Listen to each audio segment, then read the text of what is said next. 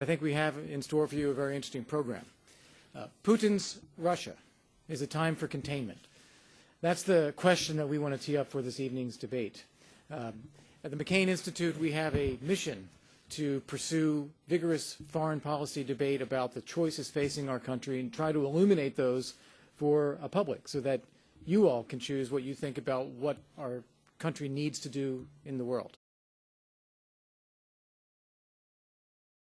My debaters tonight know so much about this topic, really some of the foremost thinkers on Russia and Ukraine and Eastern Europe.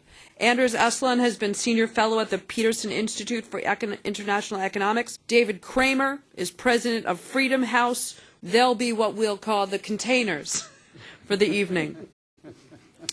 The engagers.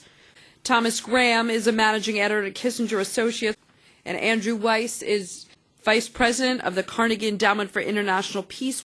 Yes, this is a debate we need to have. What is missing here? First of all, what kind of a power is Russia today? It's very clear that Russia today is a revisionist power, a revanchist power. President Putin himself has said, and repeated it now, that the end of the Soviet Union was the greatest geopolitical catastrophe in the last century. Now is no longer the time for wait and see. It's time for action. It's time for resolve, for strong leadership, for solidarity with Ukraine, Moldova, Georgia. Putin is the leader of modern authoritarianism. In many respects, Russia, as bad as its behavior has been in recent months, has some complementary interest to ours. They have a similar view about fighting non-proliferation, similar view about defeating radical extremism, similar view about concerns about China's rise. So for us to sort of assume across the board that our interests are inherently conflictual or inherently competitive may be a bit of an overstatement. A country that we thought was unified is beginning to break down into its constituent parts. The debate over what Ukraine is one that the Ukrainians need to have, and they haven't had the answer to that yet. What we need to do with Russia, I think, is to create the space in which the Ukrainians can have that debate in a productive way. And in order to do that, the United States needs to combine not only resistance to what the Russians have done up to this point, but to some extent find a way to accommodate their interests so that the Ukrainians themselves will have a more peaceful environment in which to work out their differences. The problem with Ukraine, from Putin's point of view, is exactly what you say. Ukraine had a big democratic breakthrough, and they wanted to have freedom. They wanted to fight against corruption, and Putin represents authoritarianism and corruption, and he understood it.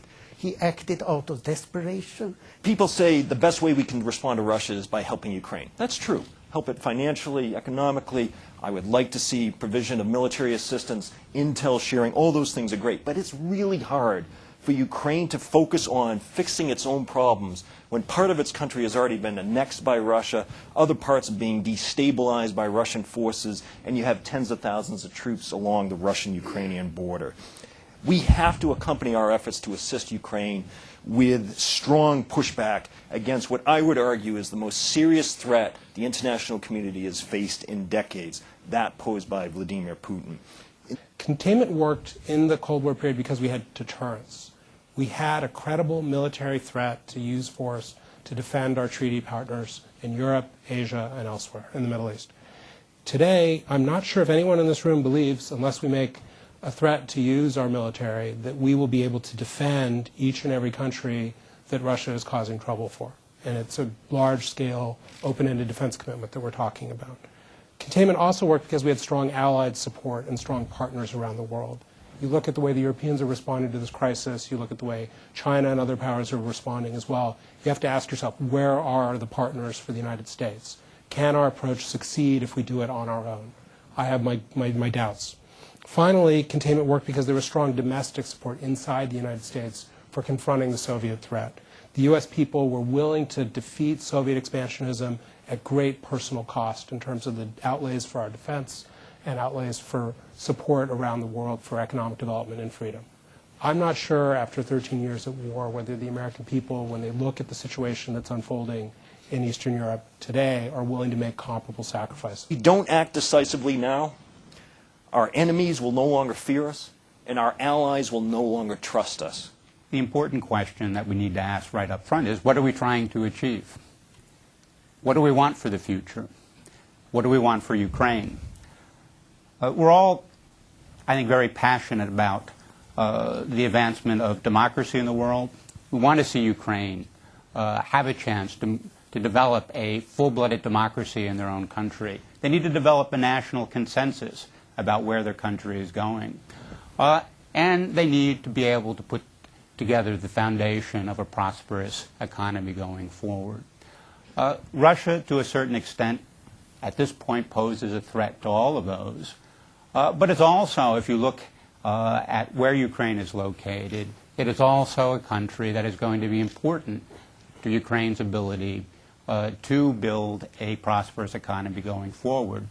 How we in the West rise to the challenge says as much about us as it says about Russia.